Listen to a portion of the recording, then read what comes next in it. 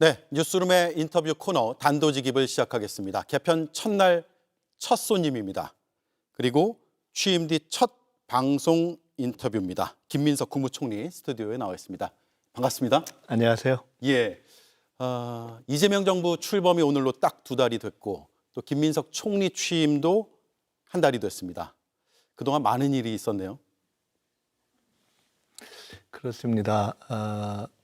국가적으로 가장 큰 일인 어떻게 보면 관세 협상이 이제 한 단락을 지었고 그 사이에 이제 여름 이제 재난들을 저희들이 또 맞았고 예, 민생지원금도 있었고요. 또 뭐니 해도 인수위 없이 출발한 정부가 2달 동안 열심히 달려왔고 말씀처럼 저는 이제 6월 4일 지명되고 7월 4일 임명돼서 딱 한 달이 됐습니다. 예, 관세 협상 말씀하셨는데 여러 평가들이 있습니다. 물론 아주 짧은 시간 안에 일본과 EU에 버금가는 혹은 그 이상의 성과를 냈다라는 호평도 있고요. 김민석 총리가 어떻게 자평하는지가 궁금한데요. 평가하는 분들에 따라서는 선방이다라는 표현을 쓰시기도 하는데 국민의 이익을 지키는 입장에서 최선을 다해야 되는 정부의 입장에서 예, 는 그리고 결국 국가와 국가의 관계에서는 그래도 이 관세 협상의 국면을 시작하고 주도권을 가지고 있는 미국의 입장에 맞춰서 수비전을 펼쳐야 할 수밖에 없었던 저희 입장에서는 최선을 다했다. 아쉬움은 있다. 이렇게 말씀드리는 것이 어떨까 생각합니다. 예. 이제 통상 문제는 다 협상이 끝난 건가요? 미국에선 비관세 장벽에 대해서 추가 협상을 하려는 의지를 조금씩 보이고 있거든요. 큰 틀에서 보면은 협상의 어떤 상황과 문제를 제기한 당사자로서의 미국의 주도권이라는 것이 여전히 살아 있고 예, 또 협상을 이제 구두 합의로 정리를 했지만은 그 구체적인 내용을 이제 후속을 만들어 가야 되는 그런 후속이라는 것이 남아 있고 또 경우에 따라서는 그 디테일에 있어서 뭐 이것을 문서화할 것이냐 아니냐 등등을 포함한 그런 서너 가지 측면이 있기 때문에 협상의 큰 틀은 정리됐지만 이것으로 완전히 끝났다 이렇게 보기는 조금 어렵겠죠. 예. 첫 한미 정상회담에서 그런 문제들이 추가로 논의될 가능성이 꽤 있겠네요. 지금까지 이제 한미 정상회담을 언제 하느냐의 문제는 있긴 하지만 그때까지 시기 동안의 논의가 어떻게 진전되느냐에 따라서 한미 정상회담의 주된 내용이 관세 협상의 후속으로 갈지 아니면 그것은 일단락된 전제 위에서 그 다음에 논의해야 될 어떤 한미 관계에서의 다른 주제들로 갈지 예, 또는 그것을 다 포괄한 향후 트럼프 행정부 그리고 이재명 정부 각각이 생각하는 한미 관계의 큰 틀을 포괄적으로 이야기하면서 그야말로 상호의 어떤 신뢰 관계를 다지는 것으로 갈지 예, 이것은 아직 조금 지켜봐야 할 것 같습니다. 예. 트럼프 대통령이 8월 1일에 2주 안에 한미 정상회담 하겠다라고 했는데 그렇게 따지면 한 8월 중순 정도 되거든요. 8월 중순쯤에 이뤄질까요? 시점을 어떻게 예상하세요?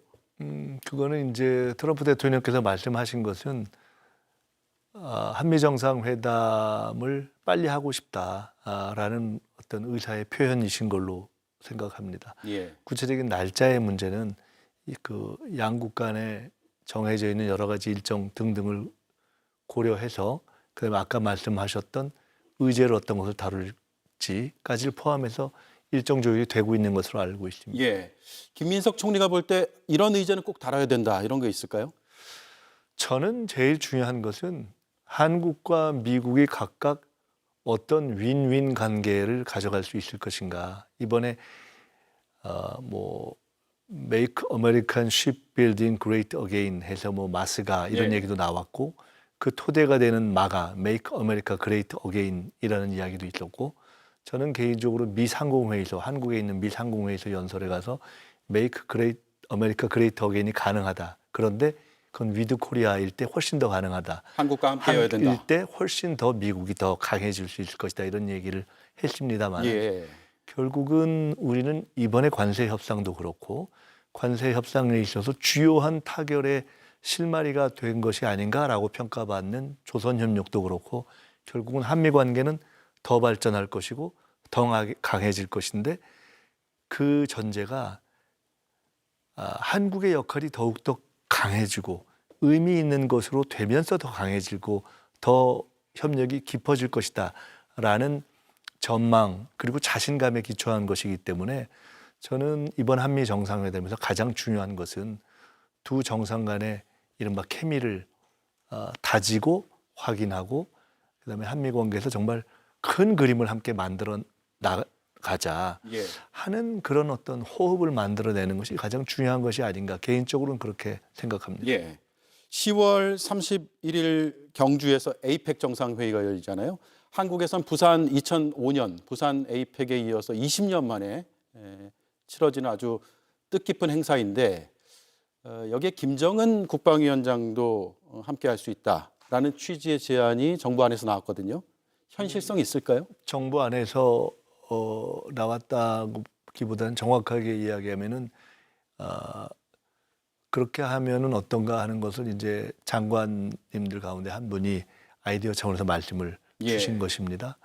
근데 엄격하게 이야기하면은 이제 에이펙의 어떤 당사국으로서 쭉 참가해 왔던 전력이 있지는 않기 때문에 상당히 이례적인 것이어서 그것은 이번 에이펙을 성공적으로 준비하는 것과는 별도의 차원에서 별도의 정치적 상상력과 여러 가지가 합이 맞았을 때 이루어질 수 있는 일이어서 지금 에이펙을 준비하는 과정에서의 상수로 놓고 설정할 수 있는 그런 차원의 문제는 아니고 훨씬 더 복잡하고 고차원적인 판단과 함수와 이런 것들이 필요하지 않을까 생각합니다. 하지만 2달여 동안 준비하거나 대화하면 전혀 불가능한 것도 아니다라고 판단하고 계세요?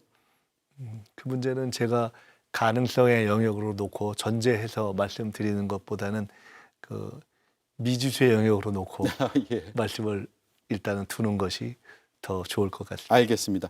에이펙을 지금 총지휘하고 계신데 어떻습니까? 이번 에이펙에서 가장 핵심을 국민들은 어떤 점에 초점을 맞춰서 봐야 될까요? 한마디로 얘기하면 88올림픽의 성공이 한국을 세계에 알리고 선진국으로 갈 수 있을 것 같으네 라는 느낌과 믿음을 세계에도 주고 한국 국민 스스로가 확인했던 의미가 있다면 네.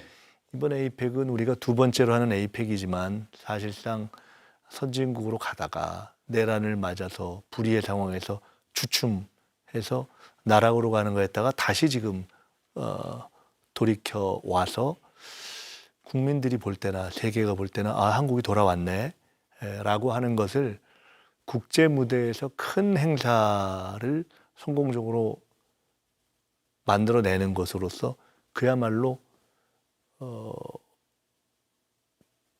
국가 전체로서 선진국의